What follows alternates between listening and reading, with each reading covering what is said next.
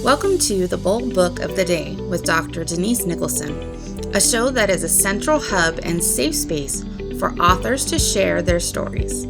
The Bold Book with Dr. Denise begins now. Welcome back to the Bold Book of the Day, the show where we dive right into powerful stories and the people who tell them. Today, I have the pleasure of hosting and speaking to N.L. Holmes, Miss Nikki Holmes. And I can't wait for you guys to hear about her interesting story and her epic life. Please welcome Miss Nikki Holmes. Thanks for having me. You're welcome. Nikki, tell me, your life story is super fascinating. A nun turned archaeologist and now a novelist. Please just catch us up a little bit.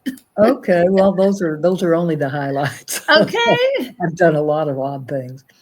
I was actually in college studying archeology at the usual age, and this was in the 60s, and we were all feeling the need to give ourselves to some cause, and I kind of felt like here I am going full steam ahead, and I don't really know where I'm heading, in a deeper sense. So I left school. I went into the antiques business, and then a couple of years later, I felt the call to the cloistered monastery, and so I entered the Carmelite convent, and I was there for nearly 20 years. And then I came out, immediately went back to school, finished my degree in archaeology, and went on to graduate school then in Pennsylvania, and got my PhD and started teaching. And then when I retired, I decided that I had an awful lot of good stories in my head from teaching history for a bunch of years. And some of them just were, too interesting not to put a fictional spin on and share with people. So as soon as I had the time, I started writing, and that's where I am now. So, what was the moment that made you think archaeologists? Let me study. I know you said that you had some, stories from history, but what made Yeah. you think of archaeology? Well, ever since I was a kid, I was interested in archaeology, and I Mm. think it was probably because I had seen all of these, you know, 1950s sword and sandal movies like The Uh-huh. Egyptian and Land of the Pharaohs and stuff. And because what really interested me was the culture, the what we would call now social history, the Mm-hmm. costume. I would make costume paper dolls from these movies and things. So it was the material culture and kind of the daily life stuff that hooked me, and that's really never left me.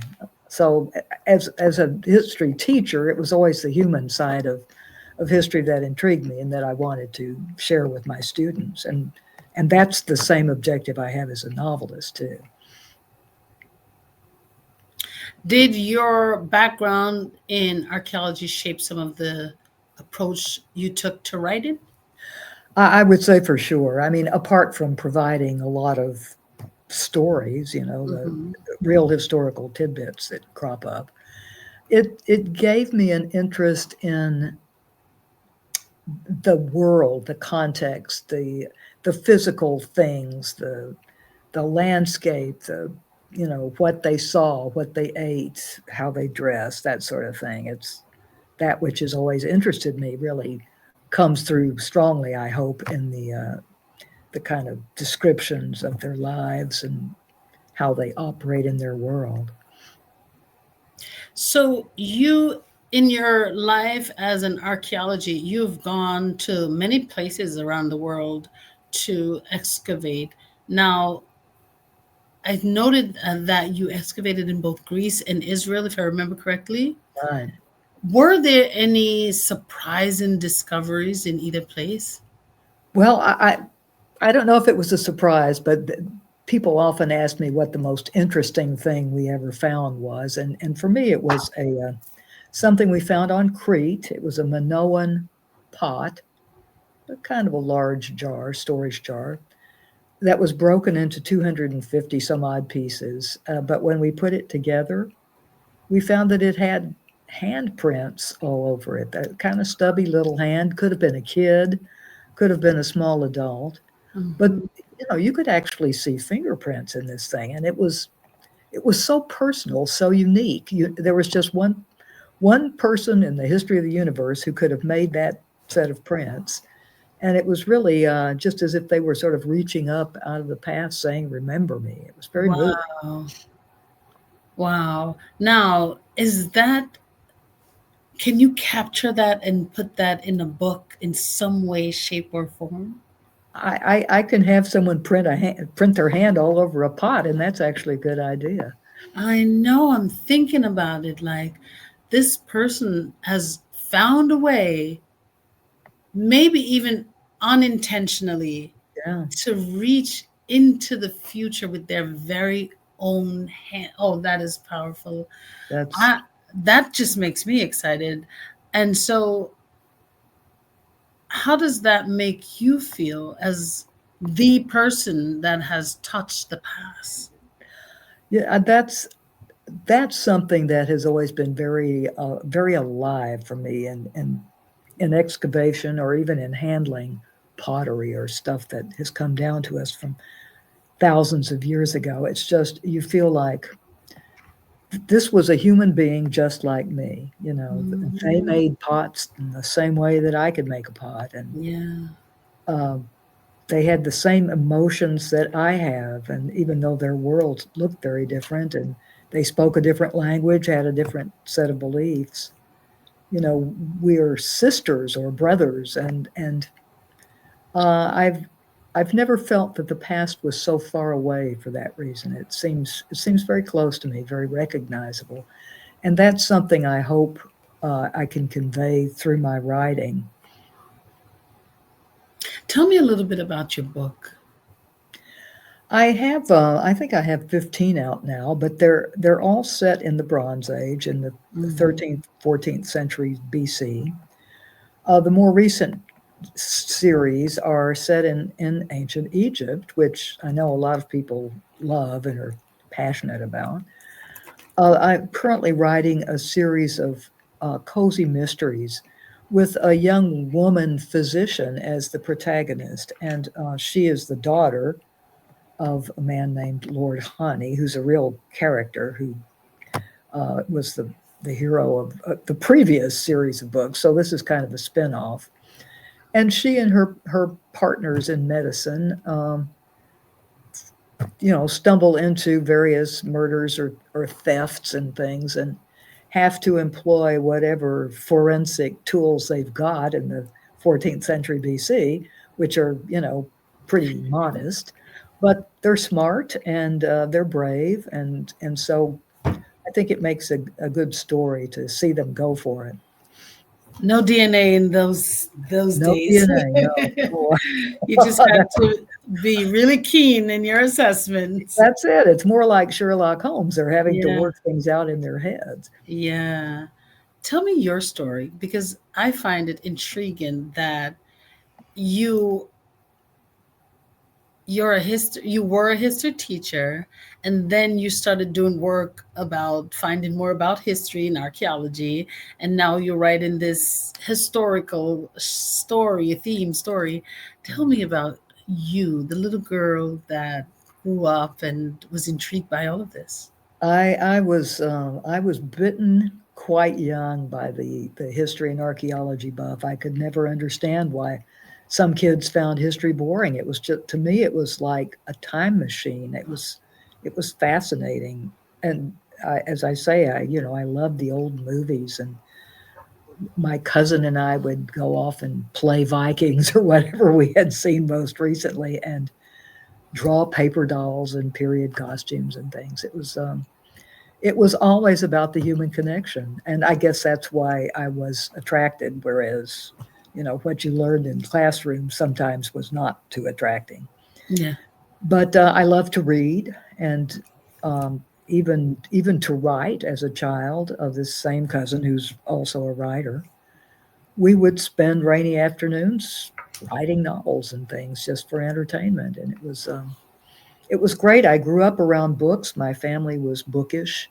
My aunt was the book editor of the local paper, and my father had written short stories for Boy's Life and things. So they were always around, and it never seemed odd or impossible that one of us should become a writer. So for me, all of this just sort of worked together very naturally. It wasn't like I had to force my way into this field. It was always kind of a part of who I was. But yet, your first career was as a nun. How did that girl get to that decision? Well, this, as I say, this was the 1960s, and it was a Uh-huh. time of sort of spiritual upheaval. I had friends who were joining ashrams and things, and for a Catholic, the convent was a radical way of giving yourself to the world and to God. Mhm. It was, and I think the radical is an important word because I tend to do things pretty wholeheartedly. So I didn't go into a nursing or teaching order. I went into a contemplative, cloistered order, which was, you literally made out a will when you entered and gave away everything you had, which wasn't too much at that age. Right. I was 21 when I entered, and that was it. The waters closed over me, and you'd see your family maybe once a month if they lived in the area, and you never left until you left, as Was I did. was it because there were less opportunities in that time, or is No, this I something think you wanted to do? I think this was something I really wanted to do, Mhm. partly, as I say, because I was looking for meaning, a cause, and a radical self-giving of the sort. And there were the usual sort of mixed motives, perhaps to get away from my parents' influence, or to escape a disappointing love affair. I mean, who knows? It was compound, I'm sure. Yeah. But primarily and typically of myself, it was about doing the most radical thing I could think of once I'd gotten the direction. And because I had left college, I was and had sort of broken off an engagement. I was doubting my ability to stick to something, and so it became doubly important for me to hang in there and make this work. And where did you grow up? I grew up in Fort Worth, Texas, the friendly city where the West began. So there was a history there, but it didn't go very far back. And so you grew up in Texas, and then and went to school in Pennsylvania. University of Texas at that Uh-huh. point, and then when I came out of the convent, I went back to the University of Texas in Arlington, which was closer to where I lived. Mm-hmm. And then your second career in archaeology, what school did you go to for that? I went to Bryn Mawr College in Philadelphia, Yeah. on the main line, one of the Seven Sisters, the great 19th century women's colleges, which was co-ed at that point. Oh, Um, really? as a graduate school, it was still women's college for Oh, okay. undergraduates, but I actually met my husband there, so that confuses people when I tell them I met them at Bryn Mawr. They're like, what is he doing there? But he was in the right place at the right time. Yeah, yeah. And he's Greek, so it's a little ironic I didn't meet him in Greece, but I met him in the United States. Do you guys have children? We have a son who is grown, of course. Mm-hmm. He's a truck driver in the States. Uh-huh. My husband and I have moved to France, where we are now, and it's How, very pleasant here. oh, wow. How is that inspiring for you as a writer, if any at all? It is. I live out in the country on a little farm, and nature and country life are just endlessly inspiring for me. It's so quiet and so, you're so close to the earth, and you're always thinking about nature and its beauties. It really, even though I'm writing about a very different climate, it, it does inspire me to think about the way the world surrounds us. Now, how do you, no matter where you are, how do you infuse accuracy, especially historical accuracy, while you are giving your characters this emotional depth and you are in drastically different surroundings? Yeah. Well, of course, as a professional archaeologist, I brought a fair bit of knowledge with me from the classroom. Mhm. But then for each book, I do a lot of research before I begin, for each series in particular, and then that sort of trails along from book to book. Yeah. But each of these mysteries, for example, deals with a particular Egyptian profession. The first one is florists, and the second one is weavers, etc. So I have to do a bit of research about that, what we know about that profession. Mhm. And then as far as bringing it to life in the characters, that's where the imagination comes into play, and that sense of the past is just a continuum with the present. The idea that they are like us, essentially. You put yourself in their place, and you kind of see their world, and you know what they're handling, what they're eating, how they go from place to place, and you imagine what it would be like and how they would feel, and it's kind of role playing in a sense for the You author. kind of put yourself in the person's shoe. Yeah, you try to imagine what they would feel like. Mm-hmm. So you have written 3 different series, Right. and they all tie together in some way. There is one series that's set in the Hittite Empire, and that it's not actually a series even. It's a shared world Mm-hmm. that covers the last couple of generations before the fall of that empire. That's not directly related to the Egyptian books. It takes place a little later. But then all the Egyptian books, there is the Lord Hani Mysteries, a set of 6 books that are primarily political intrigue, but they also each contain a murder mystery. And the protagonist is Lord Hani, a real character who I've, developed, turned into a fictional person. Mm-hmm. And his daughter then becomes the protagonist of the most recent series, the cozy mysteries known as the Lord Hani's Daughter mysteries. So the story started with the father. Did you walk us through her birth, so that now seeing her as the protagonist in the next chapter is exciting, or maybe we have some kind of emotional connection to it? Yeah, well, not from her birth. She's 7 years old when we first meet her Oh, okay. in the first of the Lord Hani mysteries. She's the youngest of his 5 children. Mm. And I think she already comes across as a pretty strong personality, even at that age. So maybe You could tell at 7, yeah. maybe I'm projecting a little bit. No, but I noticed even with the children around me, like, when they were 7 or between 3 and 10, you can see the personality develop. Oh yeah, they're who they are. They're not going to change radically. Mm-hmm. So she's a very strong personality, and then through each book covers a year or 2, or sometimes several. You see her developing and growing up and becoming, studying to become a doctor, a physician, Mm-hmm. and picking her life partner. And then she begins to help her father solve his crime cases because she does his forensics for him in the simple way that one would do them in those days.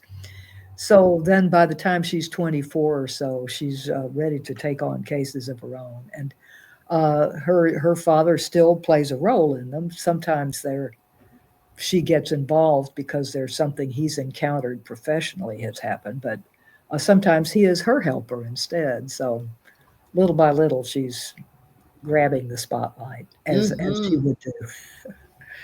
And by the time, so this is the second book you've seen her evolve, and then in the third book, what is she doing? And the third book, let's see, the third book is Wheel of Evil. So her uncle, whom we've also met in her father's series, Uh-huh. gets involved in a kind of Ponzi scheme to Oh, investing in a chariot workshop. And then the investors start mysteriously dying off. And because Uncle Peepee is not too responsible and they're afraid for him, she and her father get involved. She becomes a kind of a mole to go into this group and see if they can't break it before something bad happens to one of the family. oh, guys, this is gonna be a great summer read. Just it's a trilogy, right? Well, so far there are four out, and I'm There's working four on a fifth out. one. Yeah, the fourth one just fairly recently that came out in February. That's the Melody of Evil. It's about a musicians family of Mm, musicians. uh-huh. Wow, you are extraordinary. How did one tiny idea evolve so dramatically? Well, that's a funny thing. I mean, sometimes you feel like you've only got one idea in your head, and how am I ever going to write another book? But in this case, cozy mysteries are a pretty simple genre. Mhm. There's not a lot of subplots and things like that as there were in the Lord Honey mysteries. So it's more or less just your straight whodunit format, like Agatha Christie or something. So once I got this gimmick in my head of doing a different profession each time, then I just had to think of a murder that would occur to someone in that profession. And I'm not a plotter in advance. I kind of follow along just as the reader does and find out who the murderer was pretty much at the last minute. So, you know, it's I didn't have to have a plot in my head when I started. I just stumbled along with the characters. And that's how it grew. That's how it grew. So, what does the writing process look like for you? It's very simple. I think of a basic idea that I want. So, Yes. like the last book, I wanted her her husband's having a party to honor his grown daughter, and Nefret offers to find musicians to play at the party, and so they go out looking for a group of musicians. And because her mother is a chantress of the god Amun Ra at the temple, she knew a bunch of dancers and musicians and stuff. So they go to see this family, and sure enough, one of the members has just been killed. So that's my premise, and from there, I just let the characters act the way they would act. I mean, Nefret has a very definite way of proceeding into things, and so do her partners. And it's almost like it's happening in real time in my head. I don't make them do anything, but they draw me after them. And of course, at a certain point, I have to decide who done it, and that can be a traumatic moment for the writer. She needs to figure out who's guilty, and and then kind of go back and salt the path with red herrings and things to make it possible to track the person down. Wow. So, the theme of power, control, and rebellion are central to the story. What do Asian totalitarian regimes teach us about today's societal structures? These are questions that apply mostly to the Lord Honey mysteries because, as I say, that's partly political, and Yeah. he, he is a diplomat, a man in the service of the king. Mm-hmm. And the king at that moment happens to be Akhenaten, who was, the heretic pharaoh who Yes. overthrew everything the Egyptians believed in and wrecked the economy. It was just like all the priests were put out of work and tens of thousands of lay people. It was an unimaginably uh, traumatic upheaval of their society. And so It what do you seems do? like things don't really change. Like, This is the sad truth that I've come up with. Things It just sounds like things didn't change. things didn't change. And, so here you are, a good, honorable man of conscience, and a devout man, a believer in Amun Ra, and suddenly your world is overturned, but you have a vow to serve the king. So what do? When you deal with foreigners, how do you present your own government? It's the conscience issues are really what attract me, and I felt that the Lord Hani mystery dealt with that in spades. And in addition, there was a plague going on right then. So, the more things change, the more they stay the same. Same, yeah. Wow. So this is what happens when a former nun trades silence for storytelling, guys. You just get some deep, sacred words because I'm listening and I'm thinking, wow, it is more than just stories. It sounds like some really gripping episodes ahead of us. Yeah, this Yeah, latest series is it's light. They're it's posing, light. but the Lord Hani series, I think, and the other books, the Yeah, Hittite books, do present some thought-provoking moral issues yeah, because people in those days had to face these the same as we do. yeah. That's life. So please clarify it for me because I think I'm mixing up the the and it's not a trilogy anymore. How do you say now we have four? Or how do you what is I don't know. It's an open-ended series. As many as I want to write. Okay, good. So now we have the fourth of the stories. Yeah, the But fourth this is out and the fifth is on the way. and what are these called? These are the Hani's daughter mysteries. Okay. So these are called Honey's Daughters. I want to know because I want people to go out and purchase this book and it just all seems so intriguing. So what are we ordering? You have the Hani's daughter mysteries, which is the spin-off, and then the Hmm. sort of the parent series was the Lord Hani mysteries. And And how many books did you write for that series? there were 6 of those, and that traced a historical arc from the death of Amenhotep III, the father of Akhenaten, through Akhenaten's reign up to the coming to the throne of his son Tutankhamun. So that had a definite arc. The Nefret series is open-ended. How many years did it take you to write all of these? Because writing is not easy, and this is already 10 books you've written. So tell me. Well, it's actually I think 14 now or 15, but Oh, I started when I retired in 2014, mm-hmm. and I can write about 2 books a year, I see. particularly these Nefret books, which are shorter. The Hani mysteries are pretty long. Mm-hmm. So far, I've managed to keep my pace going, but I'm under no pressure, so Are any of I take your whatever time I need. Do you have grandchildren? I do not. My son is not married. Okay, I was just about to say, are any of the grandchildren writing? Because No, this speed, Nick always wanted to write. I hope he will eventually.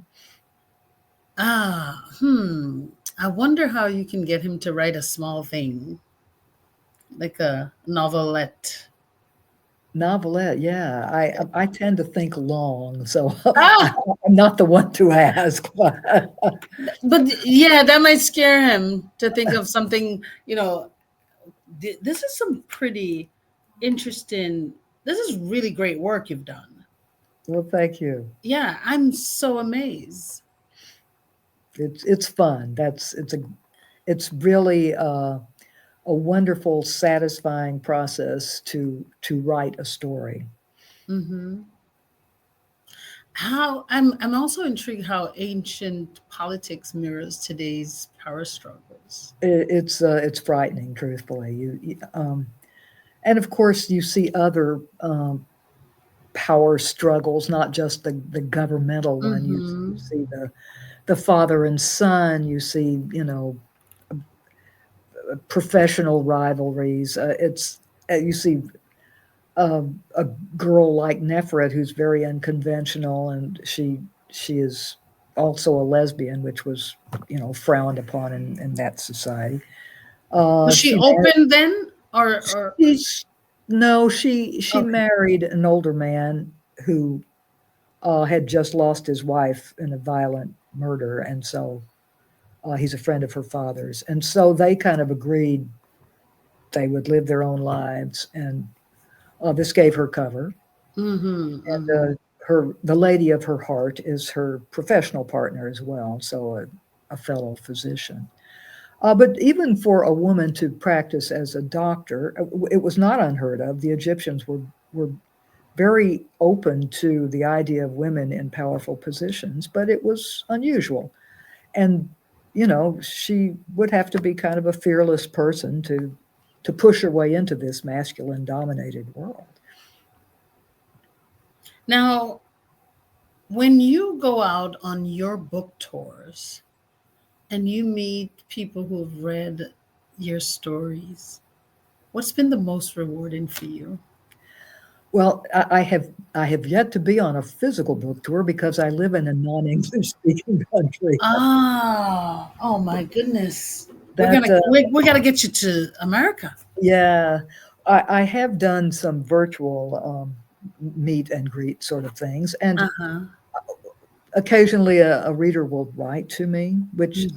and I've had some very moving letters of people who have thanked me for writing a book, saying it meant so much to them, or I think it must have reflected something they'd been through in their own life. Mm-hmm. You really feel warm to the cockles of your heart at a moment like that, and you All think, right. well, I guess that makes it all worthwhile, doesn't it? I've Yeah. actually helped somebody, so that's a wonderful feeling, and I appreciate it when people take the time to write like that. So for the listeners, how can they get in touch with you and learn more about, your life, what you're doing today, and how they can maybe even get into a Zoom meeting with you? Well, I have a website with Mhm. www.nlholmes.com, and I have a newsletter that we send out monthly, and that sort of keeps people up with what's new, Mhm. and that can be accessed through the website. Okay. And I'm on Facebook and Instagram, so I'm out there, and I welcome people to get in contact. That's right, guys. You heard it. Say the website one more time. Mhm. www.nlholmes.com. All right, guys, you got it. Now, where can they purchase your book? It's available on Amazon and Kobo and Barnes and Noble and all the online booksellers, and um, some brick and mortar stores too, I'm sure. Yeah. And so where we can how can we get the newsletter?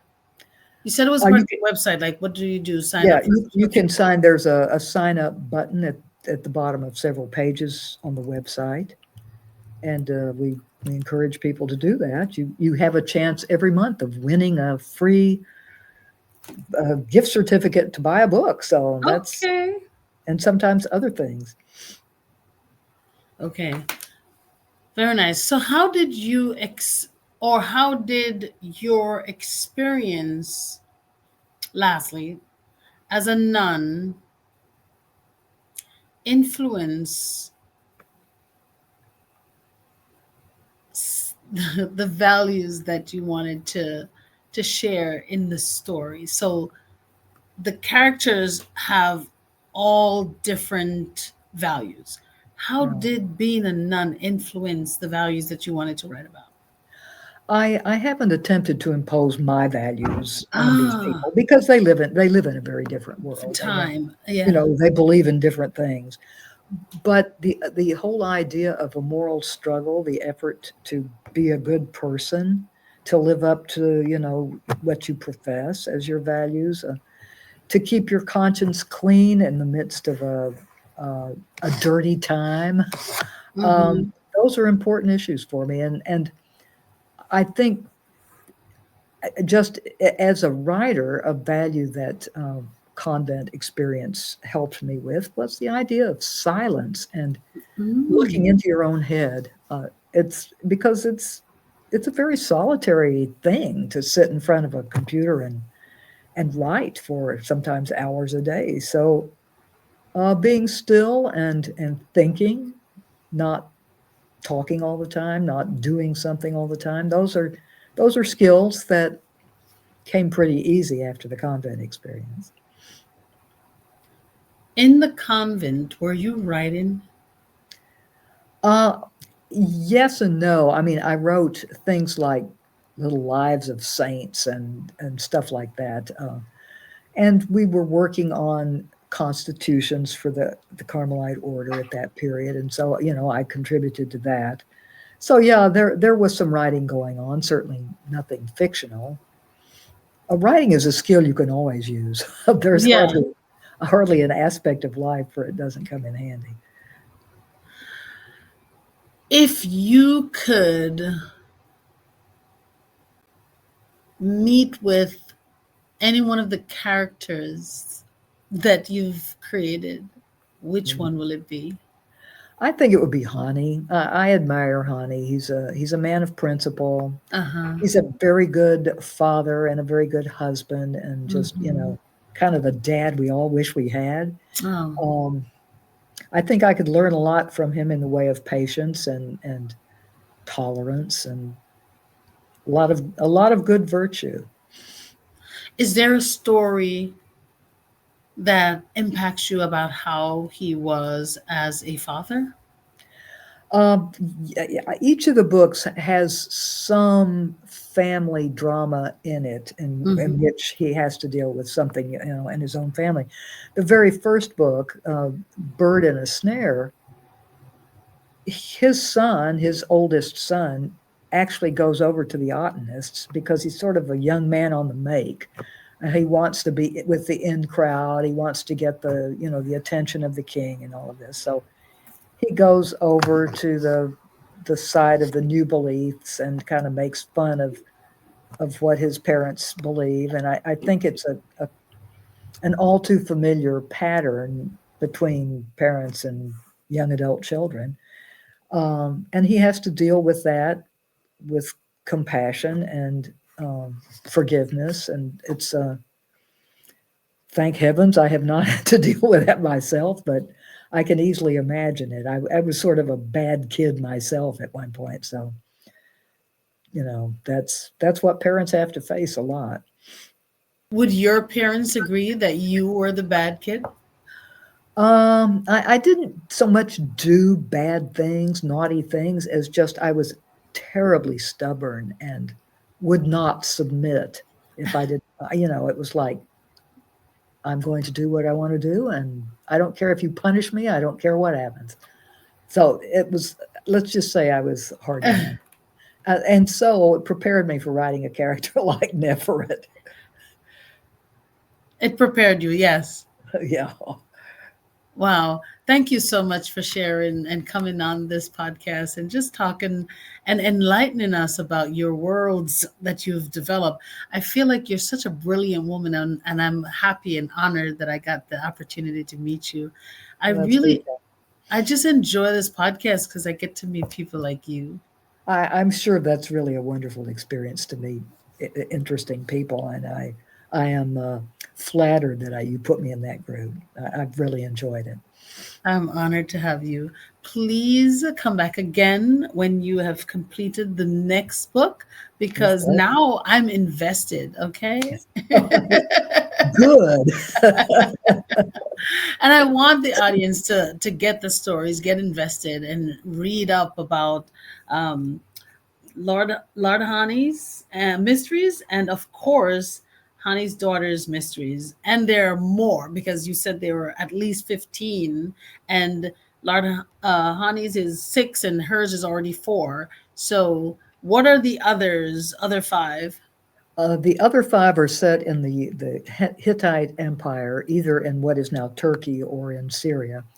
And Ah, that series, a kind of a loose series, is called Empire at Twilight.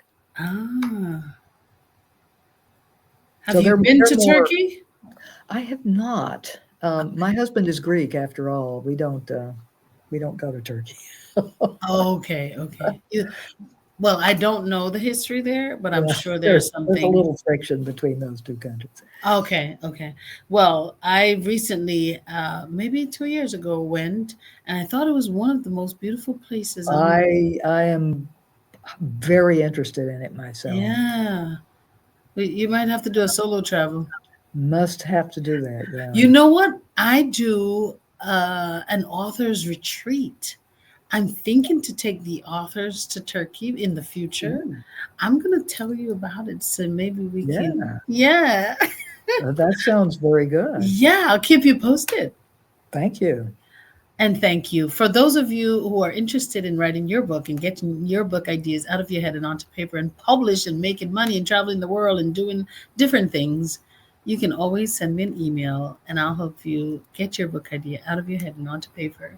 For now, bye. And we can't wait to see you and what you're reading. Please share with us, what is your summer reading, Liz? Oh, Because, well, I'm yes. reading, it's in French. It's the Arsène Lupin books, The Gentleman Burglar.